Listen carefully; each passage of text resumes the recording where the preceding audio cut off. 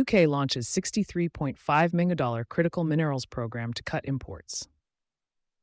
The investment, announced under the UK's critical minerals strategy, targets domestic extraction, processing, and recycling capacity through three distinct funding pillars, with a combined public commitment now exceeding $254 million since the strategy launched.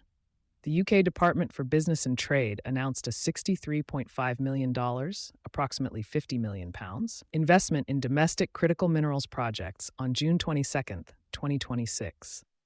The funding is structured across three programs and builds on over $254 million in prior government support for the sector, including commitments through the National Wealth Fund and the Drive 35 program. The funding is split across three tracks. The largest, a $31.75 million critical minerals accelerator, will back collaborative projects spanning extraction, processing, and recycling.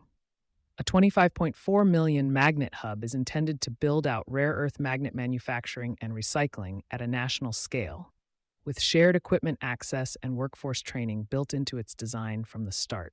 The smallest but arguably most novel piece is a $6.35 million demand aggregation platform, which would pool industrial purchasing across sectors to help buyers secure supply through coordinated offtake agreements rather than competing against each other in the same concentrated markets.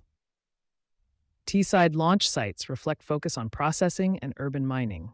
The program was announced at the Wilton Center in Teesside, a region that has spent decades trying to turn its industrial past into a materials processing future.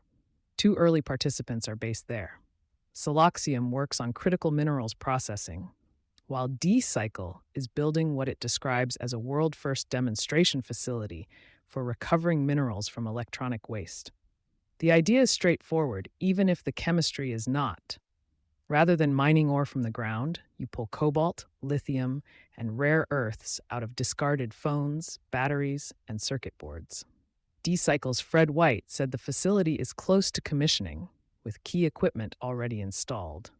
Vale Base Metals, which has run the Clydach nickel refinery in Wales for nearly 125 years, also welcomed the investment as a signal of government commitment to the midstream processing sector. The announcement is framed explicitly around reducing concentrated import dependence. The UK's Vision 2035 Critical Minerals Strategy, published in November 2025, identified supply chain concentration as a structural economic risk and set out a framework for domestic capability development across the minerals value chain.